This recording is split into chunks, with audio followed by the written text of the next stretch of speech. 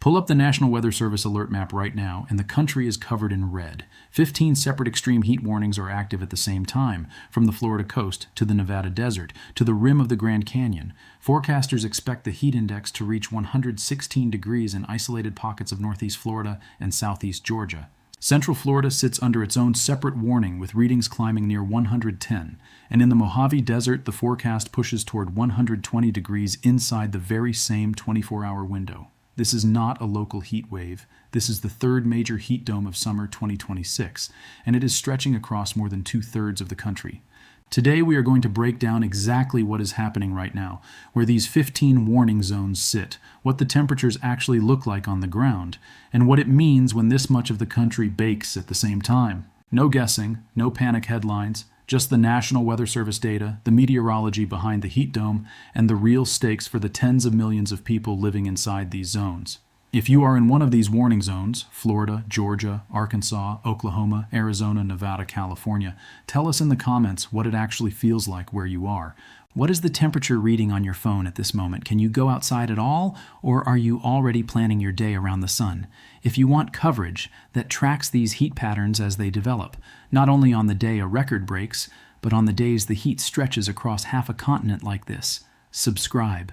We will keep mapping them, zone by zone, for as long as they hold. Start on the Atlantic side because that is where the first warning zone begins. The National Weather Service office in Jacksonville has placed northeast Florida and southeast Georgia under an extreme heat warning. That zone includes Jacksonville, a city of roughly 985,000 people and the largest city by land area in the lower 48 states. It includes Gainesville and the rest of Alachua County, home to about 280,000 residents and a large university population. It reaches north across the state line into Glynn County, Georgia, where Brunswick and the surrounding barrier island communities hold around 85,000 people, and into Camden County with about 57,000 more. Across most of that region, forecasters expect the heat index to sit between 108 and 115 degrees. In isolated pockets, they expect it to touch 116. Here's what that number actually means, because it is not the reading on a thermometer in the shade. The heat index is what the air feels like on your skin once humidity is factored in alongside the air temperature. When the air is heavy with moisture, your sweat cannot evaporate efficiently, and evaporation is the main way the human body sheds heat. Take away that cooling, and a 96-degree afternoon starts behaving like a 116-degree afternoon as far as your heart, your kidneys, and your core temperature are concerned. That is the difference between an uncomfortable day and a dangerous one. The alert itself carries weight. An extreme heat warning is the National Weather Service's highest heat alert tier. It is issued when forecasters expect conditions to be dangerous or life-threatening. The language matters here. It means heat-related illness is likely without precautions, not merely possible. A lower tier advisory says be careful. A warning says people will get sick if they behave normally. Just south of that zone, Central Florida sits under its own separate extreme heat warning issued by the National Weather Service office in Melbourne. There, the heat index is forecast to run between 110 and 115 degrees. That warning area covers the Orlando metro, where roughly 2.8 million people live, along with Ocala, Lakeland, and the Space Coast communities from Titusville down through Melbourne. 2 adjacent zones, 2 separate warnings, 1 continuous blanket of dangerous heat running from the Georgia pines to the middle of the Florida peninsula. None of this is happening in an unusual month. This is mid-August, traditionally the hottest and most humid stretch of the year across the southeast. The Atlantic and the Gulf are at their warmest. The ground is saturated from summer storms. Every afternoon, that moisture rises into the air and stays there. Locals expect it to be brutal. What they do not expect is for the atmosphere to lock in place and hold that brutality for days without the usual afternoon thunderstorms breaking the tension. That is the detail worth sitting with. In a normal Florida August, the heat builds through the morning, the sea breeze collides inland, and by 3 or 4 in the afternoon, a thunderstorm dumps rain and knocks 10 or 15 degrees off the temperature in 20 minutes. Under a heat dome, that release does not arrive. Sinking air suppresses the clouds. The sky stays hazy and open. The heat keeps stacking. Overnight is where the real risk lives. Across much of the warning zone, low temperatures are only expected to fall into the upper 70s and around 80 degrees, with humidity still high. The human body needs a cool period to recover from heat strain, and a night that never drops below 80 does not provide one. Heat injury accumulates across days. Someone who works outside Monday sleeps badly in a hot apartment Monday night, then works outside again. Tuesday is starting Tuesday already behind, and a lot of people in this zone work outside. Jacksonville is a port and logistics city with dock workers, truck drivers, and warehouse staff moving freight in metal buildings. Roofers and road crews are in the middle of peak construction season. Across rural North Florida and South Georgia, farm labor continues through August in fields with no shade. High school football practice is starting in exactly these weeks, which is historically when heat stroke deaths among young athletes cluster.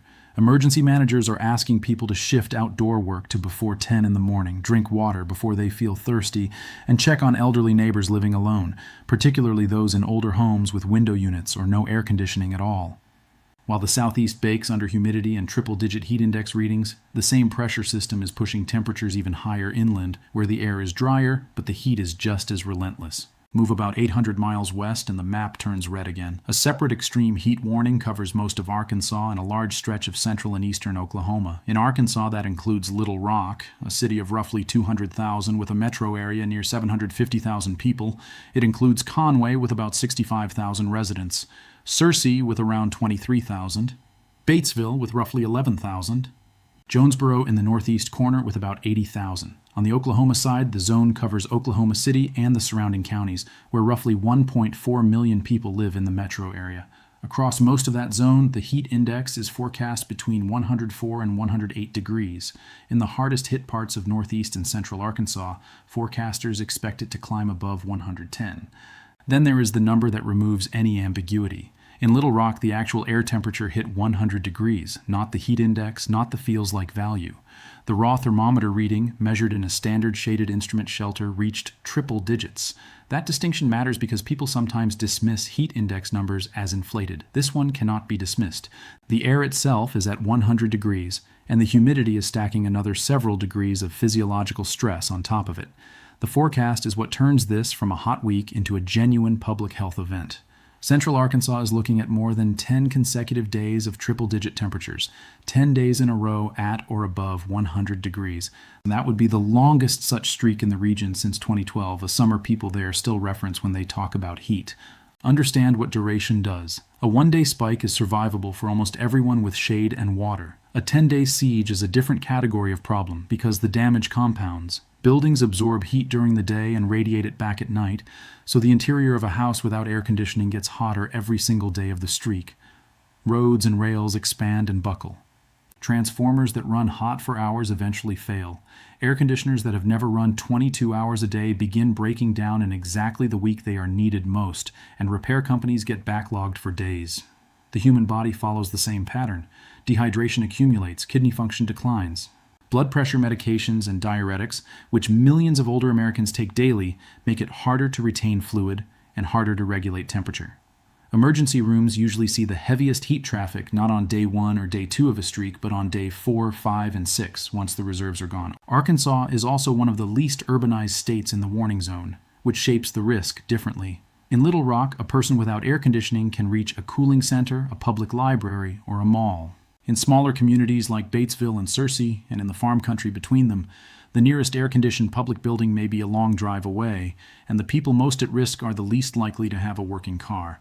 Poultry and row crop operations across the Arkansas Delta keep running through the heat, and grain and rice fields hold no shade at all. In Oklahoma, cattle producers face the same problem from the animal side because livestock and feedlots suffer heat stress well before humans consider the conditions extreme. Utilities across the region are asking customers to raise thermostats a few degrees during late afternoon, run dishwashers and laundry after dark, and avoid using the oven. Those requests can sound trivial. They are not.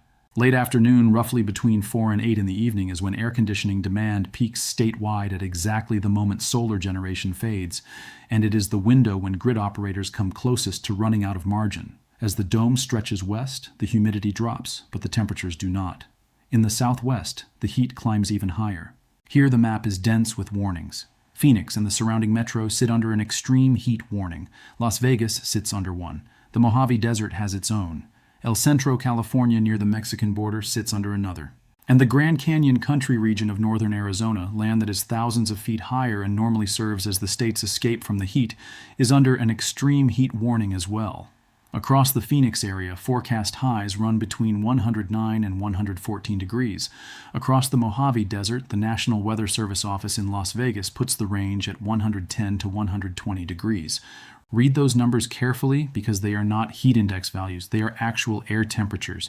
In the desert Southwest, the air is so dry that the heat index and the thermometer reading essentially converge, and in very dry air, the feels like number can even come in slightly below the raw temperature because sweat evaporates so efficiently. That efficiency is exactly the trap. Your body is losing water at an enormous rate and you barely notice it because the sweat vanishes off your skin before it ever feels wet. People in dry heat get into serious trouble faster than they expect, and often without the warning sign of feeling drenched and miserable first. At 120 degrees, ordinary physics turns hostile. Asphalt and sidewalk surfaces can exceed 160 degrees in direct sun, hot enough to cause contact burns on bare skin in under a minute, which is why Arizona burn centers see a distinct pattern of pavement burn admissions every summer, often in people who fall or lose consciousness outdoors. A parked car interior can pass 140 degrees. Standard tires and vehicle cooling systems begin failing on long desert stretches, and a breakdown on a remote highway in the Mojave stops being an inconvenience and becomes a survival situation within a couple of hours. The population inside these zones is not small. Maricopa County, which contains Phoenix, is home to roughly 4.7 million people, making it the fourth most populous county in the United States. Clark County, which contains Las Vegas, holds about 2.4 million residents plus a constant flow of visitors who arrive with no acclimatization to desert heat whatsoever. Imperial County, California, around El Centro, holds roughly 180,000 people, and a large share of them work in agriculture, harvesting produce in one of the hottest inhabited valleys in North America. This is also where the pattern of the summer becomes undeniable because these places have already been here twice. During an earlier heat dome this summer, Las Vegas hit 115 degrees, 1 single degree off its all-time daily record of 116. Phoenix was forecast to reach 116 during that same event, and El Centro set a record high of 118 degrees. Those are not numbers from a distant decade. They are from the same summer, weeks earlier, under a different ridge of high pressure in roughly the same place. That is the context that makes the current situation matter. This is the third major heat dome of summer 2026. The desert Southwest is not entering this stretch fresh and rested. It is entering it already worn down, with ground that has been baking for weeks, reservoirs and rivers already stressed, air conditioners already logging thousands of hours, and utility equipment that has already been pushed to its thermal limits twice. The Grand Canyon country warning deserves its own attention because elevation is supposed to be the safety valve. Air normally cools as you climb, which is why Flagstaff, at about 7,000 feet, runs 25 to 30 degrees cooler than Phoenix on a typical summer day. When the dome is strong enough to place high country under the highest heat alert tier, it means the entire depth of the atmosphere is warm, not just the surface layer. For hikers, that is the dangerous part. Millions of people visit Grand Canyon National Park each year, and inner canyon temperatures at the Colorado River can run 20 degrees hotter than at the rim. Hikers descend in comfortable morning air, then have to climb thousands of vertical feet back out in the afternoon, in heat that has no shade and no water for miles. Park rangers perform heat-related rescues in the canyon every summer, and nearly all of them follow that exact sequence. 15 zones, more than 2/3 of the country. But what does it actually mean when this much of the United States is under the National Weather Service's highest heat alert at the same time? Start with the population figure. Roughly 80 million Americans have been placed under heat advisories during this summer's third heat dome. That is about 1 in 4 people in the country, all being told the same thing in the same week. The outdoor air where you live is now capable of hurting you, and this is the third such event in 2 months. During the early July 2026 heat event, roughly 150 million Americans sat under heat alerts, close to half the national population. For historical scale, the comparable August 2023 heat dome placed about 126 million people under heat alerts. So this summer has already produced one event that exceeded that benchmark and a second that lands in the same tier of geographic reach. These are not isolated regional records. They are continent-scale events arriving in sequence. Now look at what that does to systems built for smaller loads. In Houston, heat-related emergency room visits have surged 329% since 2019. That is more than a 4-fold increase in people arriving at hospital doors because of heat in a single major city in roughly 6 years. Emergency departments do not scale up quickly. Adding capacity means adding beds, nurses, and physicians, and a 329% increase in one category of patient shows up as longer waits for everyone else in the building, including heart attacks and strokes and car crash victims. Colorado offers a smaller but sharper example. During an early August temperature spike, the state recorded 72 heat-related hospitalizations. Colorado is a high-elevation state with a reputation for mild summers and a housing stock where central air conditioning has historically been considered optional. That is precisely why the number matters. Heat casualties concentrate where people and buildings are not adapted, not necessarily where the thermometer reads highest. The power grid tells the same story. During this summer's earlier heat domes, utilities across multiple regions broke all-time electricity demand records, and during peak stretches, hundreds of thousands of homes lost power. Think through what that means during an extreme heat warning. An air-conditioned apartment is a life support system for a frail 80-year-old. Cut the power on a 112-degree afternoon and the interior temperature of that apartment can climb into the 90s within a few hours. The people least able to evacuate to somewhere cooler are the same people most likely to die when the cooling stops. To understand the ceiling on this kind of event, look at the two worst heat waves in American records. The 1936 North American heat wave killed more than 5,000 people and remains the most intense heat wave in measured United States history. Its severity is easy to underestimate until you hear this. 13 state all-time heat records set in 1936 are still standing today, nearly 90 years and countless hot summers later. Before that, the 1901 Eastern United States heat wave is estimated to have killed around 9,500 people, making it the deadliest heat event on record in the country before the Dust Bowl years. Both of those disasters unfolded in a country with no satellite imagery, no computer models, no coordinated heat alert system, and no air conditioning in ordinary homes. People simply did not know what was coming and had nowhere to go when it arrived. That is the contrast with today. This time, the warnings exist. An extreme heat warning is the National Weather Service's highest heat alert tier, issued when conditions are expected to be dangerous or life-threatening, and it explicitly means heat-related illness is likely without precautions rather than merely possible. Governments are also treating this as a structural problem rather than a weather headline. On August 11, 2026, California Governor Gavin Newsom announced a statewide strategic action plan built specifically to address extreme heat, covering cooling access, worker protection, and infrastructure resilience. That is what it looks like when heat gets reclassified from seasonal nuisance to standing threat. Why is this happening? Why is more than two-thirds of the country baking under the same pressure system at the same time? The answer forecasters give is a heat dome. A heat dome is a ridge of high pressure that traps hot air near the ground across a wide area, like a lid holding heat inside a pot. In a high-pressure system, air sinks from the upper atmosphere toward the surface, and sinking air compresses and warms. That same sinking motion flattens clouds before they can form, and shuts down rainfall. So day after day, the sun reaches the ground unobstructed. Nothing cools it, nothing shades it. The heat accumulates and stays. The key word forecasters use is blocking. A blocking high is a pressure ridge strong enough to stall the normal west-to-east flow of weather across North America. Under typical conditions, hot spells last 2 or 3 days and then a front slides through and clears them out. When the pattern blocks, the fronts get diverted north around the ridge and the hot spell has no exit. That is the difference between a hot weekend and a 10-day streak of triple-digit days in central Arkansas. Layered on top of that is the state of the Pacific Ocean. The World Meteorological Organization put roughly an 80% likelihood on El Niño conditions persisting through the northern hemisphere summer. El Niño is a warming pattern in the Pacific Ocean where a vast stretch of surface water near the equator runs hotter than average. Because that ocean surface is enormous, the extra heat and moisture it releases changes the path of the jet stream and tends to push temperatures higher across much of the United States and much of the globe. El Niño does not create individual heat domes. It loads the dice so that when one forms, it forms hotter and holds longer.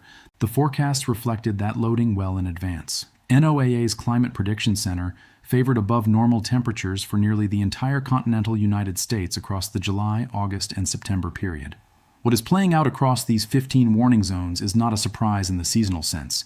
It is the expected pattern, expressed at the severe end of its range.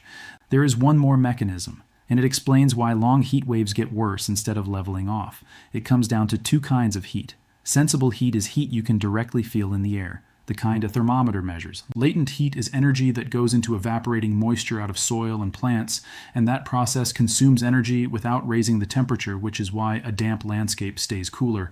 Early in a heat wave, wet ground absorbs a large share of the sun's energy as latent heat, and the land essentially sweats on your behalf.